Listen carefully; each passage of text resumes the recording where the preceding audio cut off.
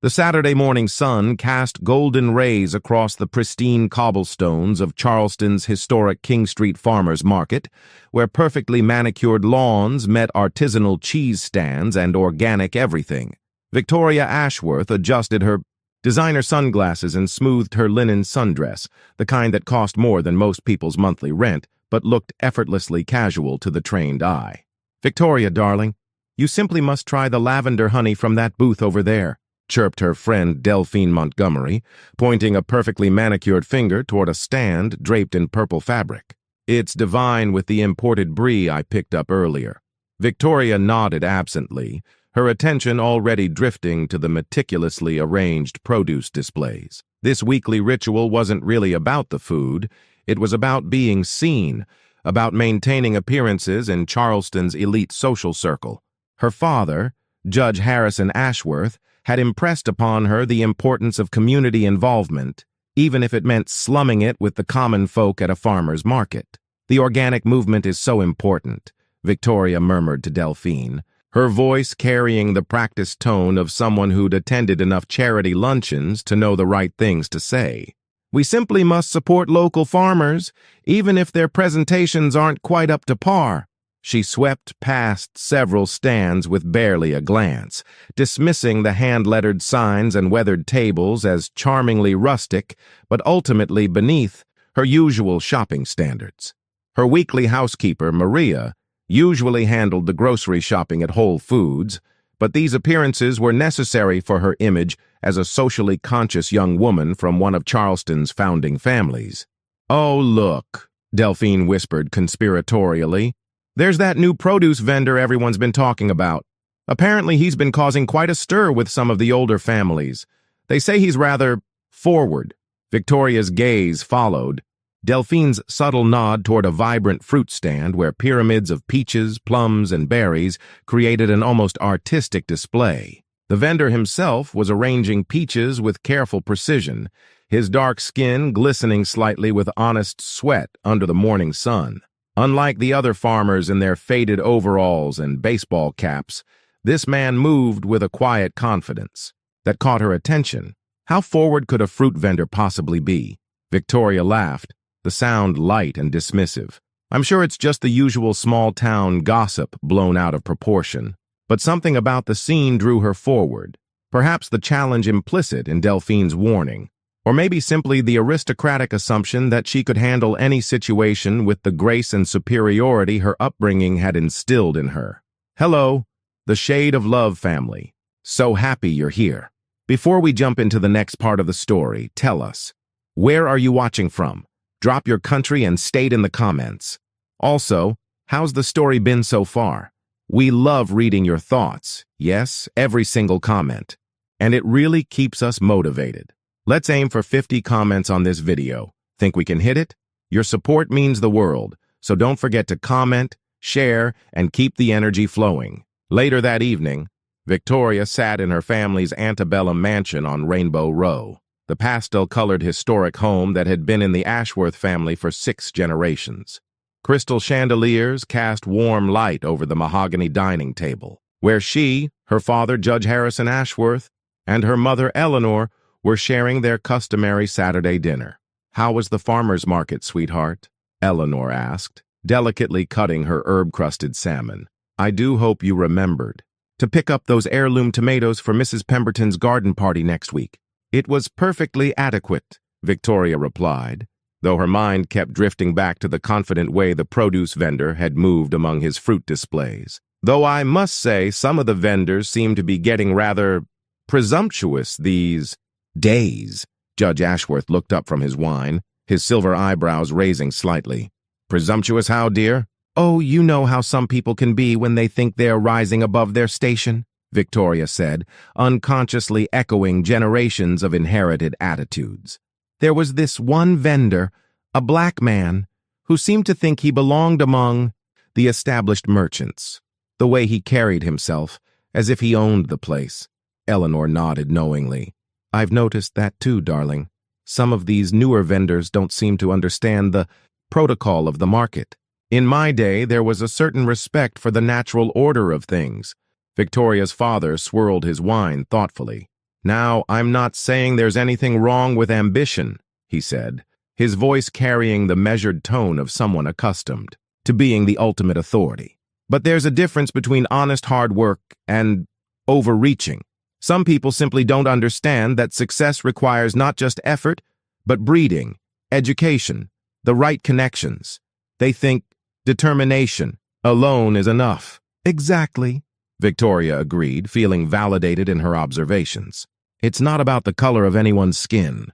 It's about understanding one's place in society. This vendor just seemed to lack the proper humility, I suppose. The awareness that some positions in life are earned through generations of cultivation and refinement." She thought about her own advantages: the private schools, the debutante ball, the automatic acceptance into Charleston's social elite, and felt a warm satisfaction at how naturally these privileges had shaped her into the poised, discerning woman she'd become. It wasn't arrogance, she reasoned. It was simply recognizing the reality of social hierarchies. "People like that often mistake confidence for entitlement," Eleanor added, adjusting her pearl necklace. "They don't realize that true class isn't something you can simply adopt. It's something you're born into, cultivated over years of proper upbringing." Victoria nodded, but somewhere in the back of her mind, a small voice questioned why she was still thinking about a simple fruit vendor hours later. The following Saturday, Victoria returned to the farmer's market with renewed purpose. She'd spent the week telling herself it was about supporting local agriculture, but truthfully, she was curious about the vendor who'd occupied her thoughts more than she cared to admit. She approached his stand with Delphine and their friend Margot Beauregard in tow. All three women dressed in what they considered appropriately casual attire: linen pants that cost more than most people's car payments and designer accessories that whispered rather than shouted their expense. "Good morning," Victoria said to the vendor, her voice carrying that particular tone wealthy Southern women perfected, polite on the surface but with an unmistakable undertone of condescension.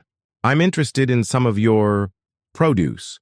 The vendor, who was carefully arranging a display of perfectly ripe peaches, looked up with steady brown eyes that seemed to take in everything at once: her expensive clothes, her practiced smile, the way her friends hung back slightly as if following her lead into potentially dangerous social territory. "Good morning, ma'am," he replied, his voice deep and unhurried. "I'm Marcus Washington. These peaches just came in this morning from my family's orchard about 30 minutes outside the city. Is there something particular you're looking for?" Victoria picked up a peach, examining it with exaggerated care as if she were inspecting a diamond. She mused loudly enough for Delphine and Margot to hear. "They look decent, though I'm not sure about the size. We're accustomed to a certain standard."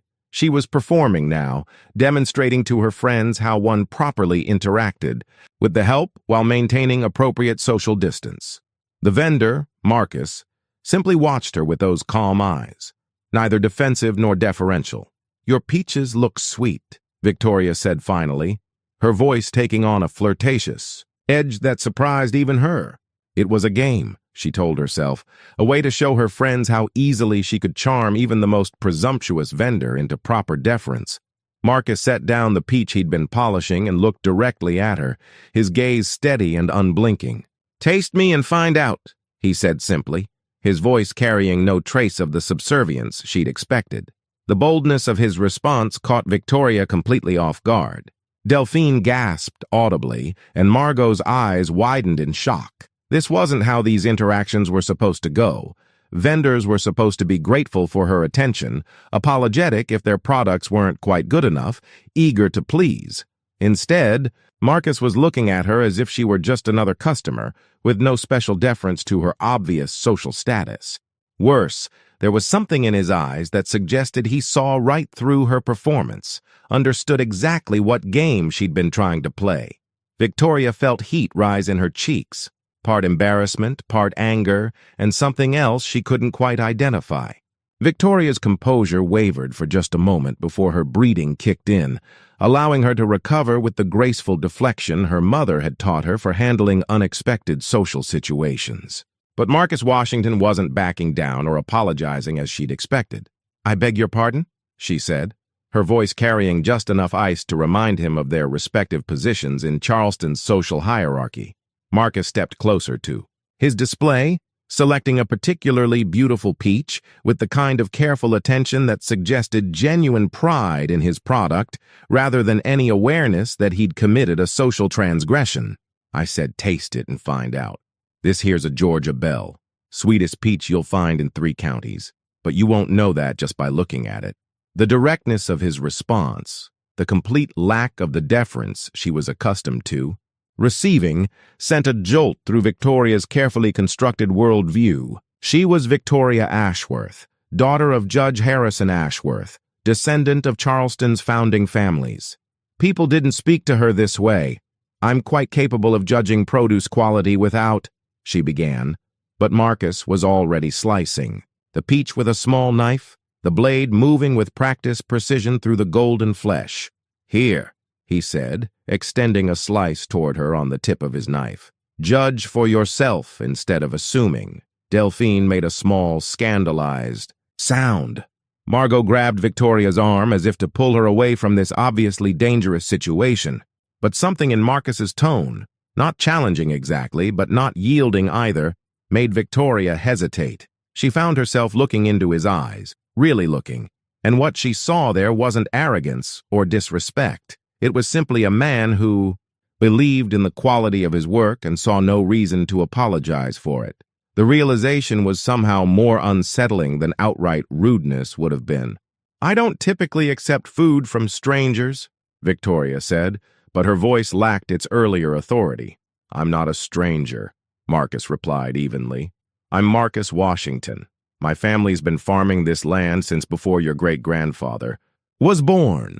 This market, this city, we've been here all along. You just haven't been looking. The words hit Victoria like a physical blow, not because they were cruel, but because they carried an uncomfortable truth she'd never been forced to confront. In her world, people like Marcus existed in the background, convenient when needed, invisible when not.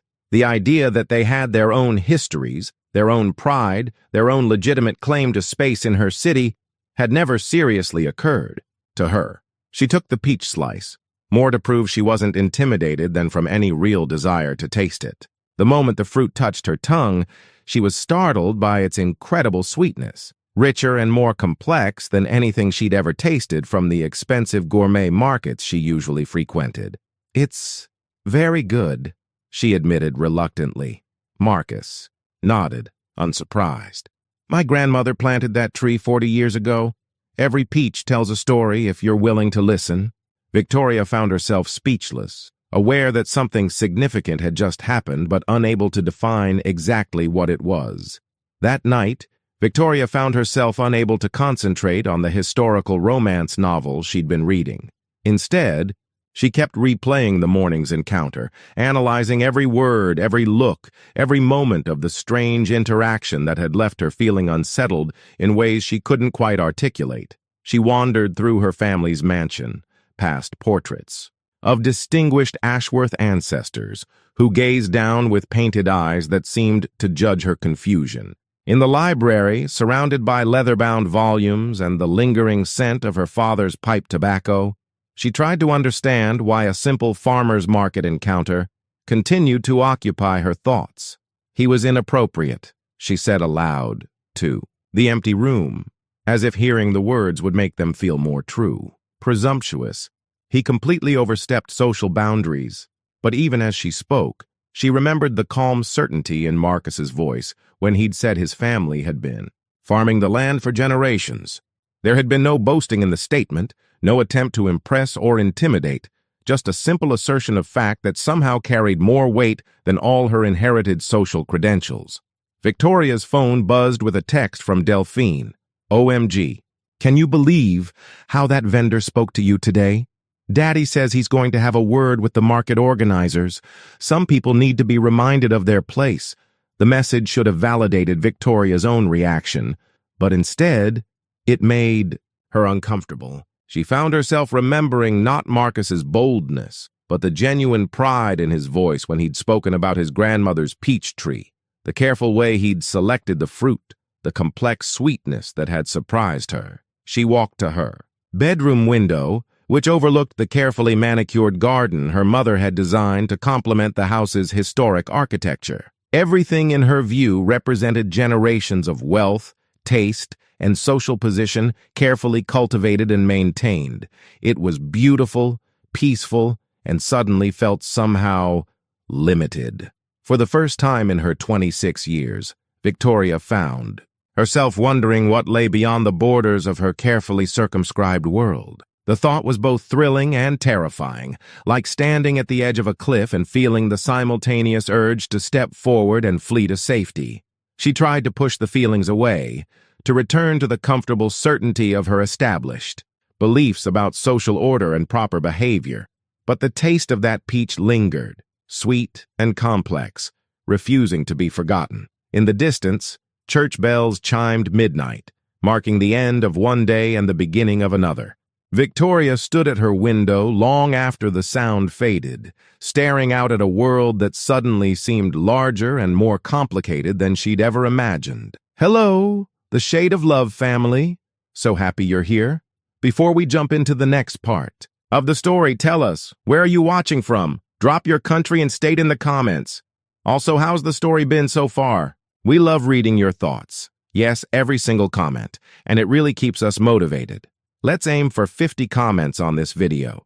Think we can hit it?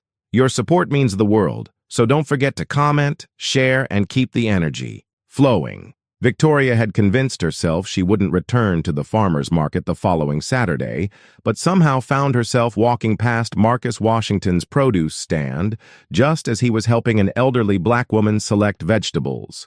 She lingered near a nearby flower vendor, pretending to examine bouquets while observing the interaction.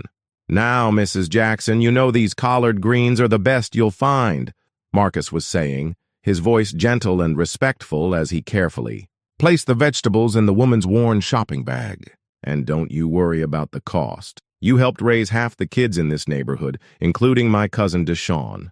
The least I can do is make sure you get the pick of the crop. Marcus, baby, you're too good to this old woman," Mrs. Jackson replied, but Victoria could see the genuine affection and gratitude in her weathered face. "Your mama raised you right." "She did indeed," Marcus agreed, adding extra tomatoes to the bag without being asked. "And she'd have my hide if I let one of her church sisters leave here without the best of what I got." Victoria watched, transfixed, as Marcus spent 10 more minutes with Mrs. Jackson, asking about her grandchildren, listening to her concerns about the neighborhood, treating her not as a burden or charity case, but as someone deserving of his time and attention. When a younger customer impatiently cleared his throat, Marcus didn't hurry Mrs. Jackson along. Instead, he politely asked the man to wait his turn. After Mrs. Jackson left with her carefully packed vegetables, Victoria saw Marcus serve several other customers with the same attentiveness. He knew their names, remembered their preferences, asked about their families. A young mother struggled with 2 toddlers while trying to shop, and Marcus came from behind his stand to help her gather her purchases, entertaining the children with silly faces that made them giggle. "You buying anything, or just conducting surveillance?" Marcus's voice startled her from her observation. Somehow, he'd noticed her watching despite serving other customers. Victoria flushed, caught in her obvious spying. "The flowers here are lovely," she said weakly, gesturing at the roses she'd been pretending to examine. Marcus walked over to where she stood, and for the first time, she noticed he wasn't particularly tall, maybe 6 feet, but he carried himself with a quiet dignity that made him seem larger. His clothes were simple but clean, and his hands, though work-worn, were gentle when he reached past her to touch one of the rose stems. "Mrs. Rodriguez grows these," he said. "Her husband died last year, and she's been struggling to keep their flower business going. I told her she could set up here next to my stand, share some of the foot traffic." "That was kind of you," Victoria said, surprised to find she meant it. Marcus shrugged. "Community looks out for community. At least that's how it should work." A young boy, maybe 8 or 9, ran up to Marcus's stand calling, "Mr. Marcus! Mr. Marcus! My mama sent me to get peaches for her pie, but she said I could only spend $3. Marcus's face lit up with a genuine smile. "Well, Jerome, $3 gets you the best peaches in the market plus a little something extra. He filled a bag with beautiful fruit, far more than $3 would typically buy, and handed it to the beaming child. You tell your mama these are perfect for pie, and you make sure to save me a slice, you hear? Victoria found herself seeing Marcus Washington not as the presumptuous vendor who'd challenged her assumptions, but as a man deeply connected to his community, someone who used whatever success he'd achieved to lift others up rather than to elevate himself above them. The realization was simultaneously humbling and illuminating, forcing her to confront uncomfortable questions about her own relationship with the people around her. Victoria's newfound awareness of Marcus Washington's character created ripples in her social circle that she hadn't anticipated. At the Charleston Country Club's monthly luncheon, surrounded by the city's social elite in their pastel dresses and pearl necklaces, she found herself defending a man her friends considered beneath notice. "Victoria, darling, you seem positively obsessed with that farmer's market vendor," observed Catherine Rutledge, the social arbiter of their generation whose opinion could make or break a young woman's standing in Charleston society. It's becoming quite the topic of conversation. The dining room fell silent, except for the gentle clink of silver against china. Victoria felt every eye at their table focused on her, evaluating her response. These women had been her friends. Since childhood, her companions through debutante balls and charity galas, but suddenly she felt like she was speaking a foreign language they couldn't understand. "I simply think it's important to acknowledge good service and quality products," Victoria said carefully. "Marcus Washington provides excellent produce, and he's clearly an asset to the farmer's market." "Marcus Washington?" Catherine's eyebrows rose delicately. "You're on a first-name basis with him?" Victoria realized her mistake too late. In their world, vendors were referred to by function, not name. The florist, the caterer, the help. Using someone's given name implied a level of familiarity that crossed established social boundaries. "I've seen his grandmother at church," lied Eleanor Pemberton, Victoria's mother's bridge partner. "Sweet woman, very knowing her place. But these younger ones sometimes get ideas above their station, especially the men." "Exactly," agreed Catherine. "My father says it's important to maintain appropriate boundaries. When you're too familiar with the help, it gives them the wrong impression about their position in society." Victoria felt a familiar tightness in her chest, the pressure of conformity that had shaped her entire life. These women had been her role models, their approval the currency of her social existence. But their dismissive tone when discussing Marcus, and by extension his entire community, now struck her as cruel rather than simply natural. "He's not the help," Victoria found herself saying. "He owns his own business. His family has been farming this land for generations." The table exchanged glances that Victoria suddenly recognized as the same looks she'd once given when someone strayed from accepted social scripts. She was becoming the subject of gossip, the one whose behavior required correction and management. "Of course, dear," Catherine said in the tone reserved for handling delicate social situations, "but there's a difference between acknowledging someone's work and, well, becoming personally invested in their stories. It's just not appropriate for someone in your position." Victoria wanted to argue, to point out that Marcus had shown more genuine character in 5 minutes with Mrs. Jackson than some of their circle had displayed in years of charity work, designed primarily for social positioning. But the weight of lifelong conditioning pressed down on her, reminding her of everything she risked by challenging the established order. That evening, her father called her into his study, the same room where he'd taught her chess and helped her with homework throughout her childhood. Now, surrounded by law books and family portraits, the conversation felt more like a judicial hearing. "Victoria," Judge Ashworth began in his measured courtroom voice, "I've been hearing some concerning reports about your behavior at the farmer's market. People are starting to talk." Despite the pressure from her family and social circle, Victoria found herself returning to the farmer's market the following Saturday, driven by questions she couldn't shake and a growing need to understand the gulf between her inherited assumptions and the reality she was beginning to see. Marcus was arranging apples when she approached, and this time she didn't pretend to shop elsewhere first. She walked directly to his stand, her heart beating faster than she cared to admit. "I need to ask you something," she said without preamble. "And I need you to be honest with me." Marcus looked up, his expression curious but cautious. "All right," Victoria glanced around, suddenly aware of how exposed this conversation would make her if any of her friends happened to see. But the need for understanding outweighed her social anxiety. "The other day, when you said your family had been here all along, that we just haven't been looking, what did you mean by that?" Marcus set down the apple he'd been polishing and studied her face for a long moment, as if trying to determine whether her question was genuine or some kind of test. "You really want to know?" he asked. Victoria nodded, though part of her feared what she might hear. Marcus leaned against his stand, his voice taking on the cadence of someone sharing a story that needed to be told carefully. "My great-great-grandfather was born enslaved on a plantation about 20 miles from here. After emancipation, he worked that same land as a sharecropper, never really free but not technically enslaved either. My great-grandfather fought in World War II, came home to a country that thanked him for his service by still making him sit in the back of the bus."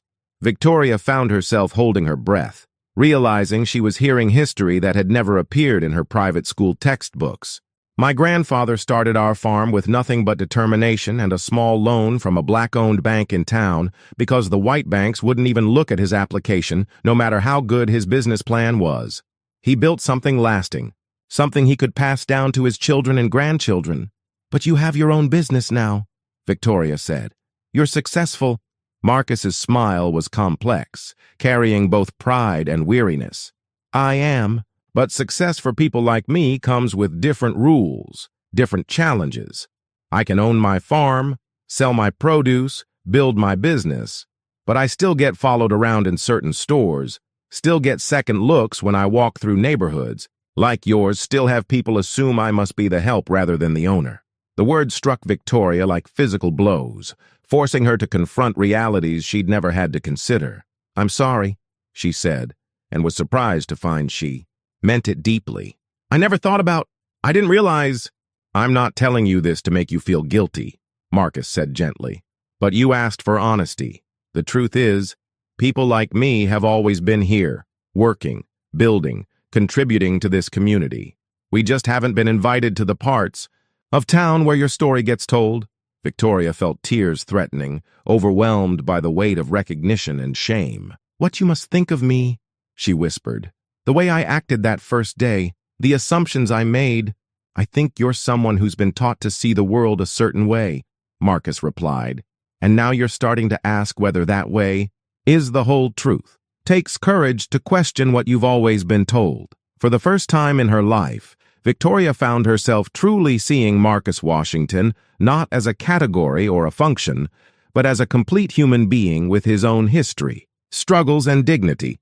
The recognition was both liberating and terrifying, like discovering that the map of the world she'd been using her entire life was missing entire continents.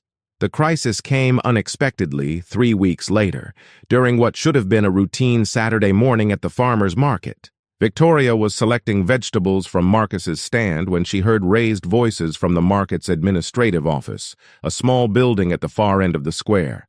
"This is completely unacceptable." The voice belonged to Carter Beauregard, Margot's father and one of Charleston's most influential city council members. "We have standards to maintain in this market. Our vendors should understand their place and behave accordingly." Victoria's blood chilled as she realized the argument was about Marcus. She could hear fragments of complaints: inappropriate behavior with customers, overstepping boundaries, sets a bad precedent, and knew her friend's parents had made good on their threats to have him removed from the market. Marcus had stopped arranging his fruit display, his jaw tight as he listened to his character being assassinated by people who'd never bothered to learn his name. "This is because of me," Victoria said, the realization hitting her like a physical blow. "They're doing this because I defended you, because they saw us talking." "Don't," Marcus said quietly. "Don't make this about you." But Victoria could see the resignation in his eyes, the weariness of someone who'd fought this battle too, many times before. Around them, other vendors were studiously avoiding eye contact, unwilling to get involved in a conflict that could jeopardize their own positions. The voices from the office grew louder, and Victoria could hear the market coordinator's apologetic responses to the pressure being applied. Marcus Washington, despite his quality products, his community connections, and his exemplary character, was about to lose his place at the market because he dared to treat the daughter of Judge Ashworth as an equal rather than a superior. Something inside Victoria snapped, not just her patience, but the entire framework of beliefs and assumptions that had shaped her worldview.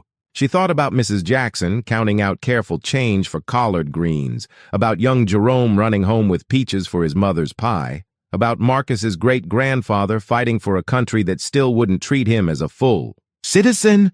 "No," she said aloud, her voice carrying farther than she'd intended. "This is wrong." Marcus looked at her with surprise, but Victoria was already walking toward the administrative office, her heart pounding with a mixture of terror and determination. She was about to cross a line that couldn't be uncrossed, challenge people who'd shaped her entire social world, and stand up for principles she was only just beginning to understand. "Victoria, don't," Marcus called after her, but she was already pushing through the office door, interrupting a conversation that was about to destroy a good man's livelihood, simply because he'd refused to show proper deference to people who'd done nothing to earn it except inherit wealth and social position. Carter Beauregard looked up in surprise as she entered, his face immediately shifting to the patronizing smile reserved for wayward young women who needed gentle correction. "Victoria, dear, this doesn't concern you," he began. But Victoria cut him off with a force that surprised everyone in the room, including herself. "This absolutely concerns me," she said, her voice steady despite the earthquake happening inside her chest. "And what I have to say might surprise you." Victoria stood in the cramped administrative office, facing three of Charleston's most powerful men, Carter Beauregard, Market Administrator William Hayes, and Board Chairman Douglas Whitman, all of whom had known her since childhood and expected her to defer to their wisdom and authority. Instead, she found herself channeling a strength she'd never known she possessed. "Mr. Beauregard, Mr. Hayes, Mr. Whitman," she began, her voice carrying the clear diction her mother had drilled into her, but serving a purpose Eleanor Ashworth never could have imagined. "I understand there are complaints about Marcus Washington's conduct at this market." "That's correct," Carter Beauregard said, his tone suggesting the matter was already decided. "Several respected families have reported inappropriate behavior." "Then let me add my perspective as someone who's actually interacted with Mr. Washington," Victoria interrupted, causing all three men to blink in surprise at being cut off by Judge Ashworth's daughter. She took a deep breath, knowing that her next words would irrevocably alter her relationships with these men and everything they represented. "Marcus Washington is the most professional, knowledgeable, and community-minded vendor in this entire market. He knows every customer by name, provides superior products at fair prices, and treats everyone, regardless of their social status, with dignity and respect." Douglas Whitman cleared his throat uncomfortably. "Victoria, dear, I'm sure your intentions are good, but you may not understand the full context of the situation." "I understand perfectly," Victoria said, her voice gaining strength. "The context is that Marcus Washington refused to act subservient to me and my friends. He treated us like any other customers instead of bowing and scraping like you expected him to. And that challenged your assumptions about how people should behave based on their race and class." The silence in the room was deafening. Victoria could see the shock on their faces, not just at her words, but at her willingness to speak them aloud. "The complaints you've received aren't about inappropriate behavior," she continued. "They're about a successful black businessman who has the audacity to take pride in his work and refuse to apologize for his existence. And if you remove him from this market based on that, you'll be making a decision that says more about this community's character than his." Carter Beauregard's face had turned red. "Young lady, I think you've been influenced by what? By actually getting to know someone instead of making assumptions based on appearance?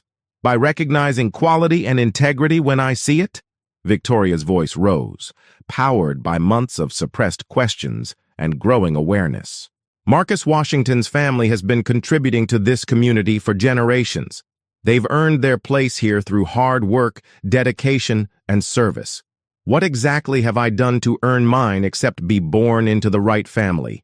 She turned to William Hayes, the market administrator.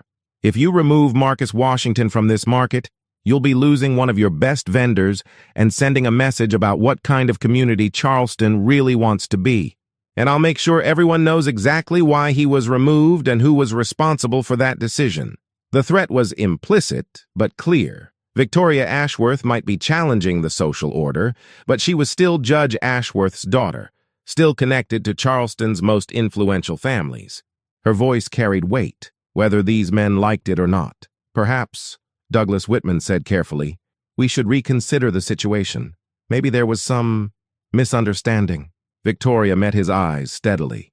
The only misunderstanding is the assumption that good people need to make themselves smaller to make others comfortable with their own prejudices. She walked to the door, then turned back one final time. Marcus Washington will be at his stand next Saturday, and every Saturday after that, as long as he chooses to be here. And if anyone has a problem with that, they're welcome to discuss it with me directly. Hello, the Shade of Love family, so happy you're here. Before we jump into the next part of the story, tell us, where are you watching from? Drop your country and state in the comments. Also, how's the story been so far? We love reading your thoughts. Yes, every single comment. And it really keeps us motivated. Let's aim for 50 comments on this video. Think we can hit it? Your support means the world, so don't forget to comment, share, and keep the energy flowing. The following Saturday morning, Victoria arrived at the farmer's market to find Marcus setting up his stand as usual. But the atmosphere around them had changed dramatically. Whispered conversations stopped when she approached. Eyes followed her. Movement and the carefully maintained social fabric of Charleston's elite was visibly strained. Delphine and Margot were noticeably absent, and Victoria realized her former friends had been instructed to avoid her until she came to her senses. The isolation should have been painful, but instead, she felt a strange sense of liberation. You didn't have to do that, Marcus said quietly as she approached his stand. Yesterday, I mean. You put yourself at risk for someone you barely know. Victoria selected a beautiful peach from his display, remembering that first Saturday when such a simple act had seemed like a diplomatic negotiation between different worlds. I didn't do it for someone I barely know, she replied. I did it because it was right, and because I'm tired of being part of a system that treats good people badly just to make mediocre people feel important. She paid for the peach, but instead of walking away, she remained at the stand, making her choice visible to everyone at the market. Let them see Victoria Ashworth shopping from Marcus Washington's stand, engaging in genuine conversation, treating him with the respect he deserved. Victoria.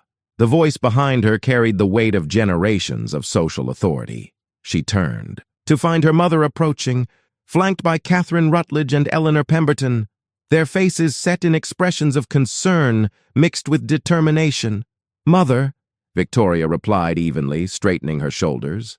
We need to talk, Eleanor said, her voice pitched low to avoid creating a public scene. Your behavior lately has been concerning. People are talking.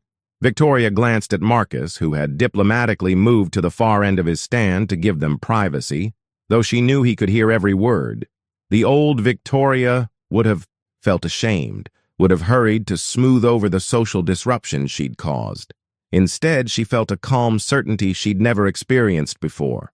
Let them talk, Victoria said, her voice carrying clearly across the market square. I'm tired of living my life based on what other people might say. Catherine Rutledge stepped forward, her tone taking on the honeyed authority of someone accustomed to managing difficult social situations. Darling, we understand you're going through a phase. Many young women question things before they settle into their proper roles. But this fixation with a market vendor is beneath you. Fixation? Victoria repeated, feeling something hot and dangerous rise in her chest. I'm standing up for basic human decency, and you call it a fixation? You're embarrassing yourself, Eleanor added, her voice sharp with frustration. "And, more importantly, you're embarrassing your family, your father's position, our standing in the community. Our standing in the community is based on the assumption that we're better than people like Marcus Washington," Victoria interrupted, no longer caring who heard her. "But we're not better. We're just luckier.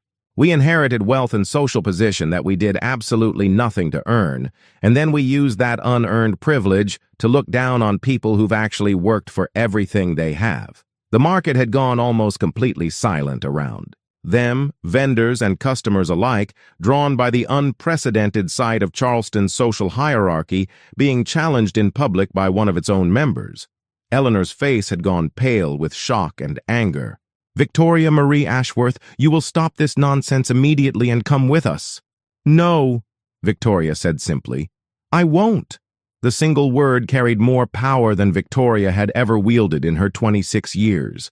Not the inherited authority of family name or social position, but the authority of someone who'd finally found the courage to live according to their own conscience rather than others' expectations.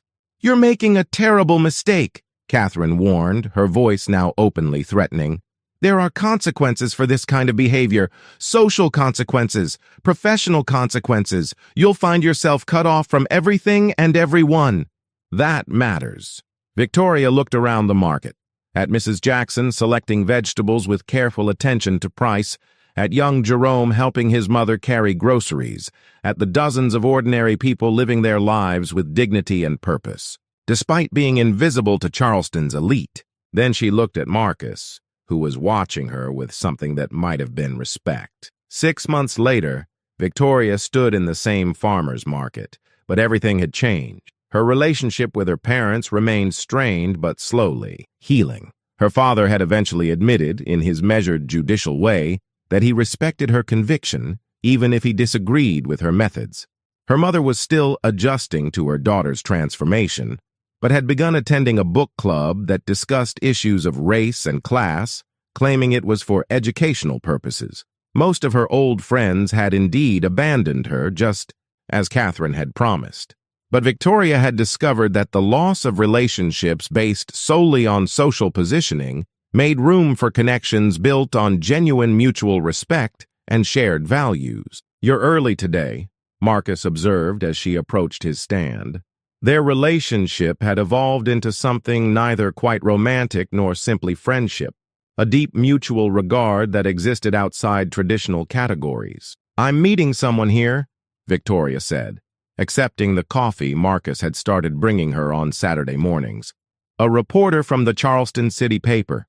She's writing a story about economic development in historically Black communities, and I suggested she interview you about sustainable farming practices and community investment." Marcus raised an eyebrow. "You're still trying to change the world, one conversation at a time." "I'm trying to make sure important stories get told to people who need to hear them," Victoria corrected. "There's a difference." She'd found her own path forward in the months since her public stand. Instead of simply rebelling against her privileged background, she'd chosen to use it constructively, leveraging her access and connections to amplify voices that had been historically marginalized. Her trust fund now supported a microloan program for minority-owned small businesses. Her social connections had been redirected toward organizing educational forums on racial equity and economic justice. The work wasn't glamorous or particularly visible, but it felt more meaningful than anything she'd ever done in her previous life of charity galas and social positioning. "Mrs. Jackson asked me to give you this," Marcus said, handing Victoria a carefully wrapped package. "She made you some of her famous pralines, said to tell you thank you for helping her grandson get that scholarship application filled out." Victoria smiled, thinking of the evening she'd spent at Mrs. Jackson's kitchen table, using her education to help navigate the complex forms required for financial aid. It was a small thing, but it had made a real difference in a young man's life. "You know," Marcus said thoughtfully, "when I first met you, I thought you were just another entitled rich girl playing at being rebellious." "I was," Victoria admitted. "What changed your mind?" "You kept showing up," he replied simply, "even when it cost you, even when your own people turned against you. That's when I realized you weren't just rebelling, you were becoming." Victoria felt the truth of his words settle in her chest. She wasn't the same person who'd flirted with a vendor to demonstrate her social superiority. That woman had been confident but small, powerful but empty. This version of herself felt more substantial, more connected to the world around her. "I still have so much to learn," she said, "about privilege, about justice, about how to use whatever advantages I have to actually help, instead of just feeling good about myself." "Learning never stops," Marcus agreed, "but you're asking the right questions now. That's what matters." The reporter arrived, a sharp young black woman named Keisha Williams, who asked intelligent questions about sustainable agriculture, community development, and the challenges facing minority entrepreneurs.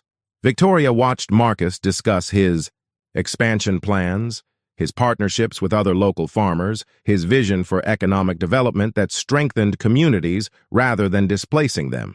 As the interview concluded, Keisha turned to Victoria. "So what's your role in all this? I understand you've been quite the advocate for changes in how the city supports minority-owned businesses."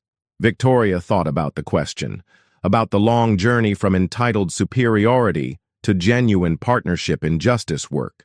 "I'm learning to be a better neighbor," she said finally, "learning to see my community as more than just the people who look like me and share my background, learning that real strength comes from lifting others up, not keeping them down." Later, after the reporter had left and the market was winding down, Victoria and Marcus walked together toward the parking area. The autumn air carried the scent of changing leaves and the promise of winter, but Victoria felt warmer and more hopeful than she had in her entire privilege-protected life. "Same time next week?" Marcus asked, as had become their custom. "Wouldn't miss it," Victoria replied, meaning it in ways she never could have imagined that first Saturday when she'd approached his stand to play a game of social dominance. She looked back at the farmer's market, at the community that had taught her more about real values than her expensive education ever had. The transformation hadn't been easy or comfortable, but it had been necessary, and it had led her to a life that felt authentic in ways her previous existence never had.